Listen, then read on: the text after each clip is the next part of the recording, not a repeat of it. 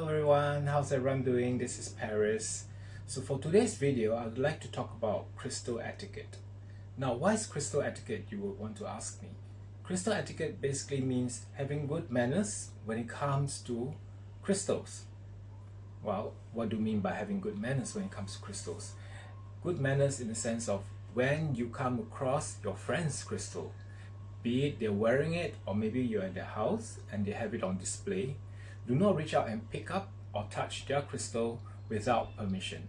Always ask permission, because crystals is a very personal object. Okay, and for people who believe that crystals have energies, and some of them they may have cleansed it and energized it, they do not like strangers or even friends to touch it.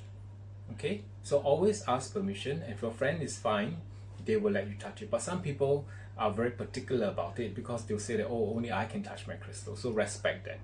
Okay, so that is very important. Now, this is from my past experience. I've come across certain practitioners who, when they see someone with a crystal, they like to pass comments about it. Okay, now if the comments are empowering, that's fine. But if the comments create fear or doubt or insecurity, these are all very low vibrations, and I think you should not make that kind of comments unless the person is seeking help. Okay, so unless the person comes to you and say, oh, I'm feeling a bit down, no, I got this crystal and can you tell me something about it now? That gives you the permission. The person is asking for help. But if the person is not asking for your advice or any comments regarding the crystals, now don't give negative comments, because you are creating doubt or fear unless you can empower them. But the worst thing you can do, and I've seen some people do it to other people, whereby they have the crystals and then they'll say, oh, your crystal, I feel such negativity, oh, I feel so uncomfortable, I feel so sick when I'm around the crystal, let me help you cleanse it, and things like that, because the person might have just cleansed the crystal. The person might feel very good about the crystal, but now you are causing a lot of unnecessary fear and insecurity regarding the crystals. And I've seen that happen before, and personally, I don't like it. Okay, there are people who even will say that, okay, let me cleanse it for you. What does it mean? Does it mean that if I cleanse it myself, it won't be cleansed? Only you can cleanse the crystal? So things like that raises a lot of fears and doubts, and I don't think as any healing practitioners that you should do that to people. Okay? Now, cleansing of crystals, all of us have the ability to cleanse our own crystals. And I've shared before on my previous video how you can actually do it. Okay? Most important is your own feeling. Remember, all of us have our own relationship with our crystals. It's unique to you. Nobody can tell you what is right or wrong. Okay? Now, of course, when it's wrong, it means that you are adversely affected by your practice, okay, by your beliefs, and it's causing you or other people around you harm. So fine. So maybe sometimes that you need an intervention. But as long as you feel good about it and it empowers you, I don't see anything wrong with that. Okay? Now, another crystal etiquette that I would like to share is about feeling of energies. Okay? If you are good with feeling crystal energies, again, try not to put down other people if they say that, oh, I don't feel anything. Okay, every person have the ability to feel their own crystals in a unique way. I've shared before, for some people it's from vibrations, they can feel energy.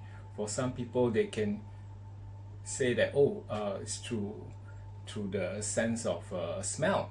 I've met a lady I shared before in Glastonbury who was choosing her crystals by smelling them. Okay, so that's how they sense energy. Everything is energy around us.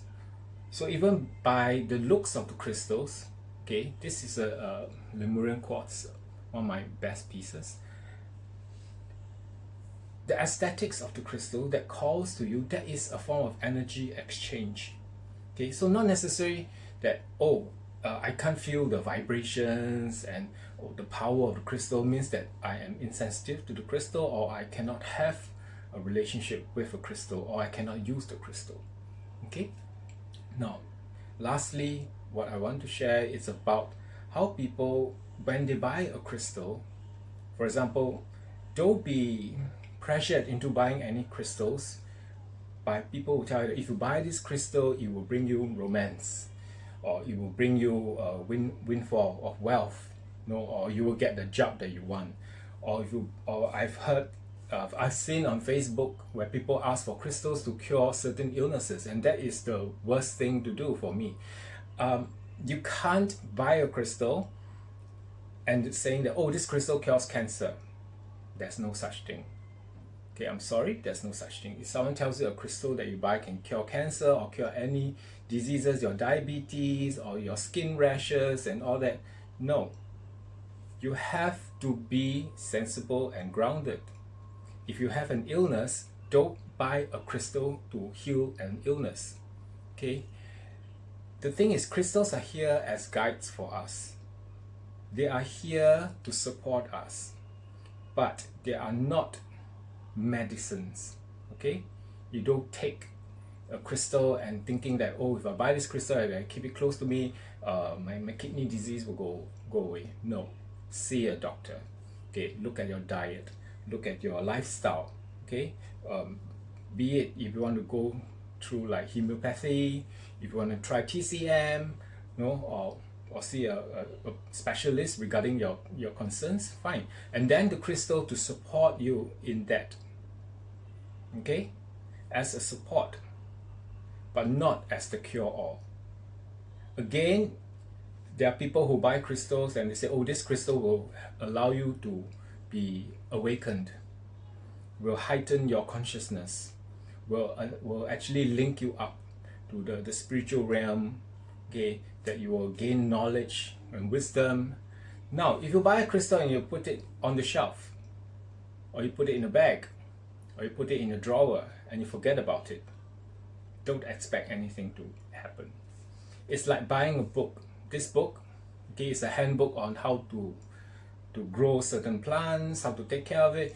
You buy the book, you put it on the shelf, you don't read it, nothing's going to happen. Your plants are not going to miraculously start flourishing. Okay, you have to work with your crystals. You have to know your crystals well and how to work with them.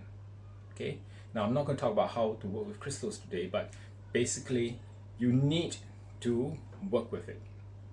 Okay, so that's all for today, and thank you for watching.